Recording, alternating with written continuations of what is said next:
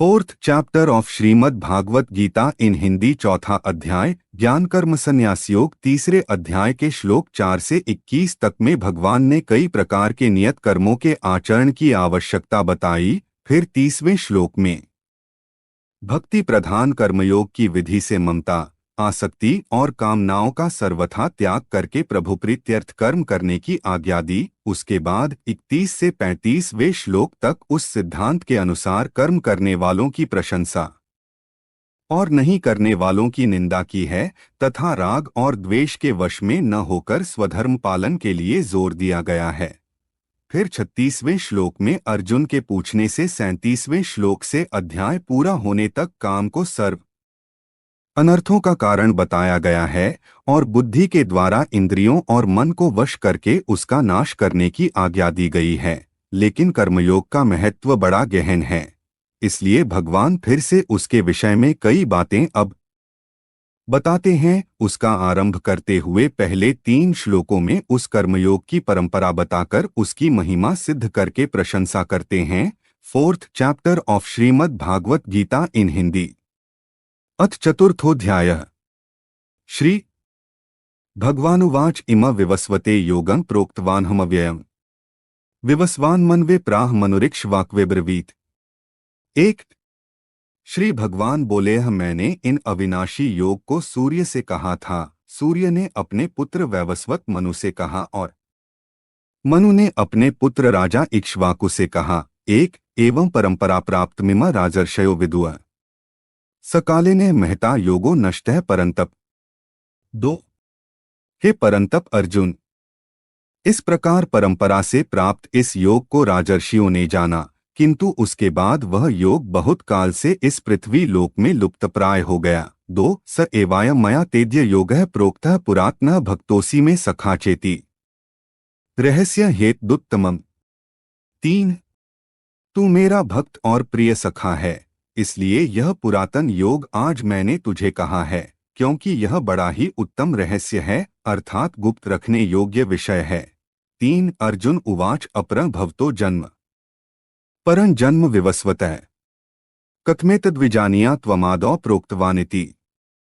4 अर्जुन बोले, आपका जन्म तो अर्वाचीन अभी हाल ही का है और सूर्य का जन्म बहुत पुराना है, अर्थात कल्प के आदि में हो चुका था। तब मैं इस बात को कैसे समझूं कि आप ही ने कल्प के आदि में यह योग कहा था। 4 श्री भगवानुवाच बहूनि में व्यतीतानि जन्मानि तव चार्जुन तान्येह वेद सर्वाणि न त्वं वेत्थ परंतप। 5 श्री भगवान बोले, हे परंतप अर्जुन, मेरे और तेरे बहुत से जन्म हो चुके हैं, उन सबको तू नहीं जानता, किंतु मैं जानता हूँ। अजोपि सन्नव्ययात्मा भूतानामीश्वरोपि सन् प्रकृति स्वामधिष्ठाय संभवाम्यात्ममाया। 6 मैं अजन्मा और अविनाशी स्वरूप होते हुए भी तथा समस्त प्राणियों का ईश्वर होते हुए भी अपनी प्रकृति को अधीन करके अपनी योगमाया से प्रकट होता हूँ। 6 यदा यदा ही धर्मस्य ग्लानिर्भवति भारत अभ्युत्थानमधर्मस्य तदात्मानं सृजाम्यहम्।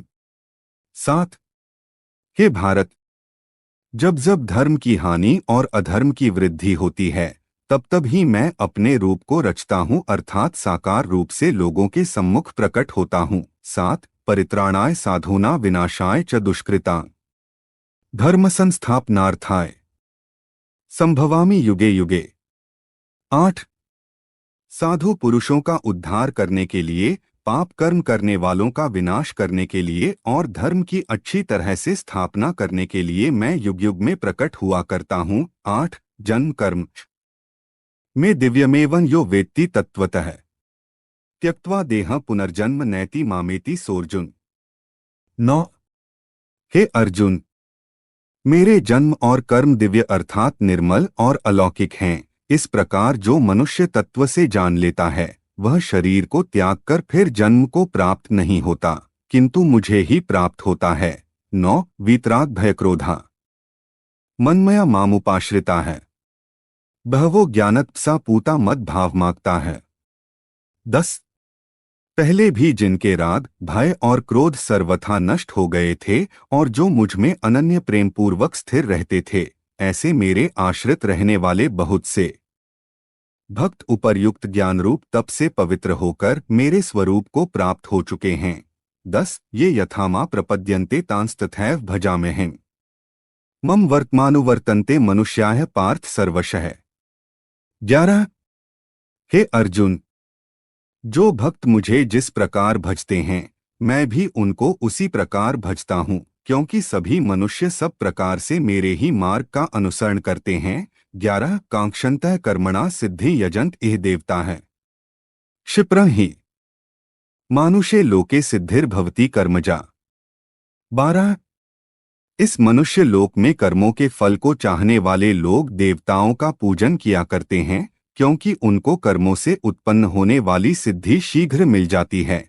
12 चातुर्वर्ण्य मया सृष्टं गुणकर्म विभागशः तस्य कर्तारमपि मा विद्धय कर्तारं व्ययम्।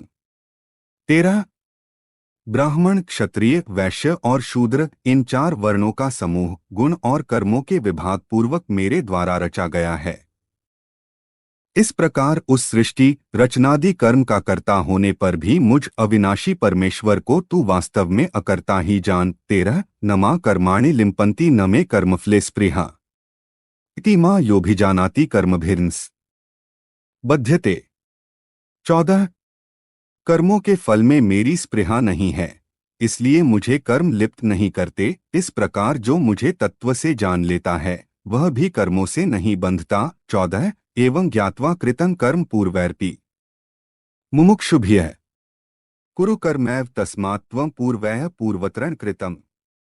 15 पूर्व काल में मुमुक्षुओं ने भी इस प्रकार जानकर ही कर्म किए हैं, इसलिए तू भी पूर्वजों द्वारा सदा से किए जाने वाले कर्मों को ही कर। 15 किं कर्मेति कव्योप्यत्र मोहिता है तत्ते कर्म प्रवक्ष्यामि यज्ञात्वा मोक्ष से शुभात्। 16 कर्म क्या है और अकर्म क्या है, इस प्रकार इसका निर्णय करने में बुद्धिमान पुरुष भी मोहित हो जाते हैं, इसलिए वह कर्म तत्व मैं तुझे भली भांति समझाकर कहूंगा, जिसे जानकर तू अशुभ से अर्थात कर्म बंधन से मुक्त हो जाएगा। 16 कर्मणो ह्यपि बोद्धव्यं य विकर्मण है अकर्मणश्च बोद्धव्य गहना कर्मणो गति है। 17 कर्म का स्वरूप भी जानना चाहिए और अकर्म का स्वरूप भी जानना चाहिए तथा विकर्म का स्वरूप भी जानना चाहिए, क्योंकि कर्म की गति गहन है। 17 कर्मण्य कर्म यह पश्येत कर्मणि च कर्म यह स बुद्धिमान मनुष्येषु संयुक्तः कृत्स्न कर्मकृत। 18 जो मनुष्य कर्म में अकर्म देखता और जो अकर्म में कर्म देखता है वह मनुष्य में बुद्धिमान है और वह योगी समस्त कर्मों को करने वाला है। 18 यस्य सर्वे समारंभाः कामसंकल्पवर्जिता है ज्ञानाग्निदग्ध कर्माण तमाहुः पंडितम बुधा है। 19 जिसके संपूर्ण शास्त्र सम्मत कर्म बिना कामना और संकल्प के होते हैं तथा जिसके समस्त कर्म ज्ञानरूप अग्नि के द्वारा भस्म हो गए हैं, उस महापुरुष को ज्ञानीजन भी पंडित कहते हैं। 19 त्यक्त्वा कर्मफलासंगं नित्यतृप्तो निराश्रयः कर्मण्यभिप्रवृत्तोऽपि न किंचित करोति सः। 20 जो पुरुष समस्त कर्मों में और उनके फल में आसक्ति का सर्वथा त्याग करके संसार के आश्रय से रहित हो गया है और परमात्मा में नित्य तृप्त है, वह कर्मों में भली भांति बरतता हुआ भी वास्तव में कुछ भी नहीं करता। 20 निराश्रियत चित्तात्मा त्यक्त सर्वप्रिग्रह है शारीरं केवलं कर्म कुर्वन्नाप्नोति किल्बिषम्। 21 जिसका अंतःकरण और इंद्रियों के सहित शरीर जीता हुआ है और जिसने समस्त भोगों की सामग्री का परित्याग कर दिया है, ऐसा आशारहित पुरुष केवल शरीर संबंधी कर्म करता हुआ भी पापों को नहीं प्राप्त होता। 21 यदृच्छालाभ संतुष्टो द्वंद्वातीतो विमत्सर है समः सिद्धावसिद्धौच्च कृत्वापि न निबध्यते। 22 जो बिना इच्छा के अपने आप प्राप्त हुए पदार्थ में सदा संतुष्ट रहता है, जिसमें ईर्ष्या का सर्वथा अभाव हो गया है, जो हर्ष शोक आदि द्वंद्वों में सर्वथा अतीत हो गया है, ऐसा सिद्धि और असिद्धि में सम रहने वाला कर्मयोगी कर्म करता हुआ भी उनसे नहीं बंधता। गतसंगस्य मुक्तस्य ज्ञानावस्थित चेतसः यज्ञायाचरतः कर्म समग्रण प्रविलीयते। 23 जिसकी आसक्ति सर्वथा नष्ट हो गई है, जो देहाभिमान और ममता रहित हो गया है, जिसका चित्त निरंतर परमात्मा के ज्ञान में स्थित रहता है, ऐसा केवल यज्ञ संपादन के लिए कर्म करने वाले मनुष्य के संपूर्ण कर्म भली भांति विलीन हो जाते हैं। 23 ब्रह्मार्पण ब्रह्मा हविर्ब्रह्माग्नौ ब्रह्मणाहुतम् ब्रह्मैव तेन गंतव्यम ब्रह्म कर्मस्माधिना। 24 जिस यज्ञ में अर्पण अर्थात स्रुवा आदि भी ब्रह्मा है और हवन किए जाने योग्य द्रव्य भी ब्रह्मा है तथा ब्रह्मरूप कर्ता के द्वारा ब्रह्मरूप अग्नि में आहुति देना रूप क्रिया भी ब्रह्मा है, उस ब्रह्म कर्म में स्थित रहने वाले योगी द्वारा प्राप्त किए जाने वाले योग्य फल भी ब्रह्मा ही है।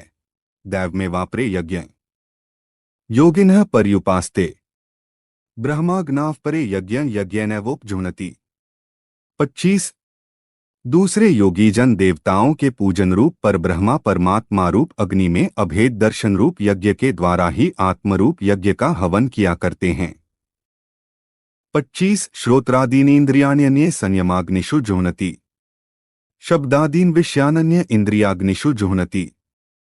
26 अन्य योगीजन श्रोत्र आदि समस्त इंद्रियों को संयम रूप अग्नियों में हवन किया करते हैं और दूसरे लोग शब्दादि समस्त विषयों को इंद्रिय रूप अग्नियों में हवन किया करते हैं।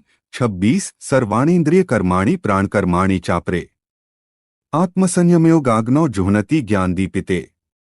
27 दूसरे योगीजन इंद्रियों की संपूर्ण क्रियाओं को और प्राण की समस्त क्रियाओं को ज्ञान से प्रकाशित आत्मसंयम योगरूप अग्नि में हवन किया करते हैं। 27 द्रव्यज्ञास्तपोयज्ञा योग्यज्ञास्तथापरे स्वाध्याय ज्ञानयज्ञाश्च यतयः संशितव्रता है।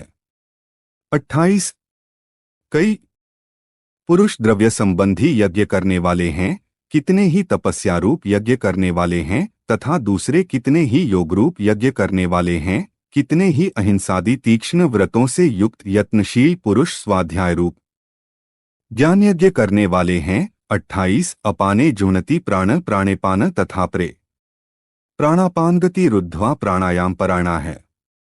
29 अपरे नियताराः प्राणान् प्राणेषु जुह्नति सर्वेप्येते यज्ञविदो यज्ञक्षपित कल्मषाः। 30 दूसरे कितने ही योगीजन अपान वायु में प्राणवायु को हवन करते हैं, वैसे ही अन्य योगीजन प्राणवायु में अपान वायु को हवन करते हैं तथा अन्य कितने ही नियमित आहार करने वालों प्राणायाम परायण पुरुष प्राण और अपान की गति को रोककर प्राणों को प्राणों में ही हवन किया करते हैं। ये सभी साधक यज्ञों द्वारा पापों का नाश कर देने वाले और यज्ञों को जानने वाले हैं। 29 30 यज्ञशिष्टामृत भुजो यान्ति ब्रह्मा सनातम नाय लोकोस्त्यज्ञस्य कुतोन्यः कुरु सत्तम। 31 हे कुरुश्रेष्ठ अर्जुन, यज्ञ से बचे हुए अमृत रूप अन्न का भोजन करने वाले योगीजन सनातन परब्रह्म परमात्मा को प्राप्त होते हैं और यज्ञ न करने वाले पुरुष के लिए तो यह मनुष्य लोक भी सुखदायक नहीं है, फिर परलोक कैसे सुखदायक हो सकता है। 31 एवं बहुविधा यज्ञा वित्ता ब्रह्मणो मुखे कर्मजान विद्धि तान सर्वानेवं ज्ञात्वा विमोक्ष्यसे। 32 इसी प्रकार और भी बहुत तरह के यज्ञ वेद की वाणी में विस्तार से कहे गए हैं, उन सबको तू मन इंद्रिय और शरीर की क्रिया द्वारा संपन्न होने वाला जान। इस प्रकार तत्व से जानकर उनके अनुष्ठान द्वारा तू कर्मबंधन से सर्वथा मुक्त हो जाएगा। 32 श्रेयांद्रव्यम्याद्यज्ञाज ज्ञानयज्ञः परंतप सर्वं कर्माखिलं पार्थ ज्ञाने परिसमाप्यते। 33 हे परंतप अर्जुन, द्रव्यमय यज्ञ की अपेक्षा ज्ञान यज्ञ अत्यंत श्रेष्ठ है तथा यावन मात्र संपूर्ण कर्म ज्ञान में समाप्त हो जाते हैं, तद्विद्धि प्रणिपातेन परिप्रश्नेन सेव्या उपदेक्ष्यन्ति ते ज्ञान ज्ञानिनस्तत्त्वदर्शिनः।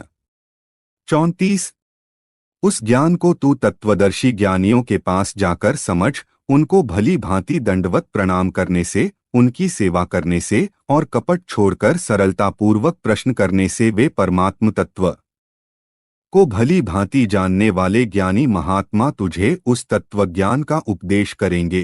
34 यज्ञात्वा न पुनर्मोहमेवं यास्यसि पांडव येन भूतान्य शेषेन द्रक्ष्यस्यात्मन्यथो मयि। 35 जिसको जानकर फिर तू इस प्रकार मोह को प्राप्त नहीं होगा तथा हे अर्जुन, जिस ज्ञान के द्वारा तू संपूर्ण भूतों को निःशेष भाव से पहले अपने में और पीछे मुझे सच्चिदानंद घन परमात्मा में देखेगा। 35 अपि चेत्सि पापेभ्य सर्वेभ्य पापकृत्तमः सर्वं ज्ञानप्लवेन वृजिन संतरिष्यसि।